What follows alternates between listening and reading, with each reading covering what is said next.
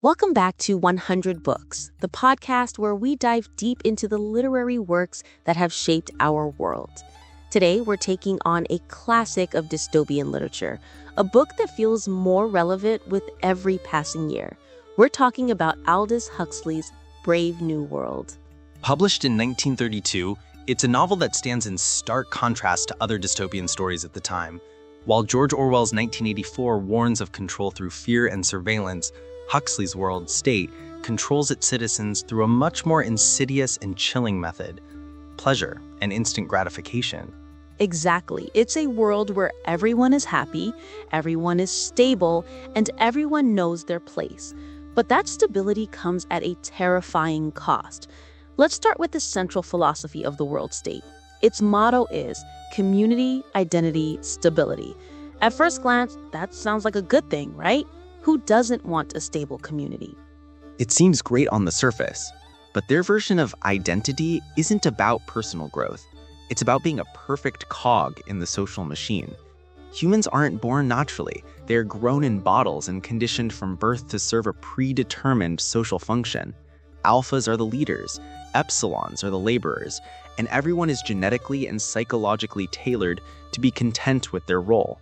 This is the concept of social engineering at its most extreme. The director of Hatcheries and Conditioning explains it early in the book. The secret of happiness and virtue is liking what you've got to do. All conditioning aims at that, making people like their unescapable social destiny. They literally create people to be happy with their lot in life. No ambition, no class conflict, no discontent. And this is a fundamental difference between Huxley's and Orwell's dystopias. In 1984, the government uses constant surveillance and threats of torture to keep people in line. The citizens are miserable and paranoid. In Brave New World, the citizens are genuinely content. They don't need to be watched because they love their servitude. It's a willing submission.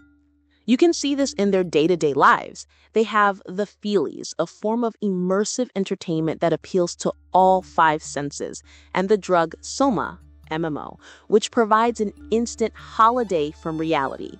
No stress, no anxiety, no difficult emotions, just instant happiness. And that's the truly disturbing part. The world state has eliminated all the things we consider essential to the human experience: family, love, art, literature, and even deep personal relationships. Why would you need a loving family when you can have casual, consequence-free sex with anyone? Why would you need complex literature when you have the feelies? It's the ultimate critique of a society that prioritizes comfort and pleasure over personal freedom. The world state understands that if you give people what they want, if you keep them entertained and satisfied, they won't ask for what they truly need: the freedom to think, to feel, and to choose for themselves. We've established the world state's chilling philosophy.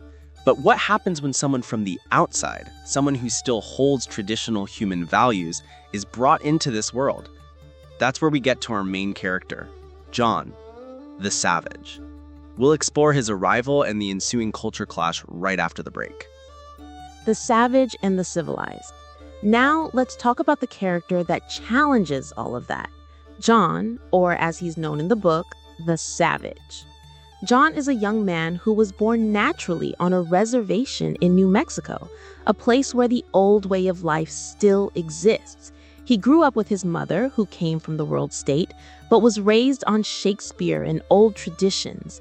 He has a concept of family, of love, of beauty, and of suffering. He is the embodiment of everything the world state has eliminated. He's brought to Linden and is both fascinated and repulsed by what he sees. He's awed by the technology, but horrified by the shallowness of the people. He's surrounded by constant pleasure, but feels a profound sense of loneliness. And this is the central conflict of the book. The civilized world sees him as an exotic specimen, a curiosity. They parade him around and observe his strange emotional reactions. They can't comprehend his desire for deep connection, his revulsion to casual sex, and his love of poetry. This is where the famous quote comes from. John is talking to the resident world controller, Mustafa Mond, about why he rejects the world state's perfect stability. He says, "I don't want comfort. I want God. I want poetry. I want real danger. I want freedom. I want goodness. I want sin. And then he adds, I want the right to be unhappy. That is such a powerful statement. It's the core of Huxley's argument. True freedom isn't the absence of pain, it's the right to feel everything, both the good and the bad. The world state has created a world without pain, but they've also created a world without art, without passion, without meaning. John's story is a tragic one. He tries to exist in this world, but he can't. He's constantly confronted by a society that can't understand him and doesn't want to. His attempts to feel and express love are met with confusion, and his outrage at their shallowness is seen as a tantrum. He is a person who feels too much in a world designed for feeling too little. And ultimately, his tragic end is the ultimate indictment of the world state. He can't survive in a place that has no room for authentic human emotion. His suicide at the end of the book is a desperate act of rebellion, a final, painful assertion of his humanity in a world that has systematically stripped it away. John's struggle is a poignant reminder of what we lose when we trade our humanity for convenience. In our next segment, we'll fast forward to today and discuss just how much of Huxley's vision has become our reality. Brave New World and society today. And now we're going to tackle the really chilling part. Its enduring relevance. It really does. Let's start with the central idea of control through pleasure. Think about our modern world. We are constantly bombarded with entertainment, social media, streaming services, and video games. We have an endless stream of distractions to keep us from thinking too hard or feeling too deeply about our lives. This is our modern-day Soma. Social media provides a constant drip of dopamine, giving us instant validation and a holiday from reality. Online shopping offers instant gratification, and streaming services let us binge-watch shows to avoid boredom or difficult thoughts. We've created a world where we can easily numb ourselves to pain and introspection. And let's not forget about the consumerism.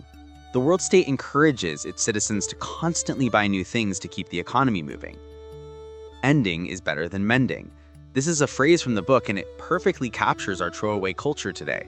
We're encouraged to buy the latest iPhone, the newest clothes, and the trendiest gadgets, regardless of whether we need them. It's a form of control through distraction. If people are busy consuming, they're not questioning the system. The world state didn't have to ban books and ideas, they simply made them irrelevant. People chose to be entertained instead of being educated. And then there's the technological side. We're not growing people in bottles, but we are entering an era of genetic engineering and reproductive technologies. The debate around designer babies and gene editing raises profound ethical questions that Huxley was grappling with almost a century ago.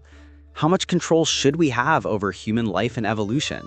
The book also warns about the dangers of creating a stratified society where a person's worth is determined by their genes. While we don't have alphas and epsilons, a person's socioeconomic status and even genetic predispositions can dictate their opportunities from birth. You can draw a very clear line from Huxley's world state to our modern society.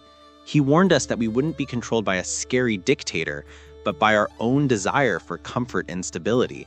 He predicted that we would surrender our freedoms not in a bloody revolution, but in a gradual, seemingly pleasant surrender. The parallels are undeniable, but the real question is, can we learn from this warning? In our final segment, we'll explore the novel's lasting message and discuss what it means for our future. The lasting message and a call to action.